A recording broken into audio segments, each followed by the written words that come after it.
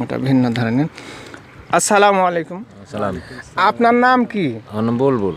আচ্ছা, আপনি এখানে মাছ ধরার জন্য আসছিলেন? জি মাছ। কখন আসছিলেন? এই আপনার সকাল 9, 9:30টায়। 9টা 9:30টায় আসছেন। কিন্তু এই যে বয়স্ক মানুষ, আপনি এ বয়সে এই যে মাছ ধরার কাজটা করছেন, এটা নিতান্তই অভাবে পড়ে না শখ করে না জীবিকা অর্জনের জন্য? এই জিনিসটা একটু তুলে ধরেন তো। জীবিকা অর্জনের জন্য। জীবিকা অর্জনের জন্য নিশ্চয়ই।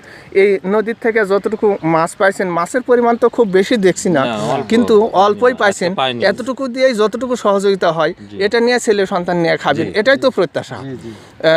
আপনাদের এখানে স্থায়ী বাড়ি আছে, স্থায়ী বসবাস করেন, স্থায়ী বসবাস করেন, অথচ এখানকার যে পৃষ্ঠপোষকতা, সরকারি যে সুযোগ সুবিধা পাওয়ার কথা, সেগুলো থেকে কিন্তু আপনারা বঞ্চিত হয়ে আছেন।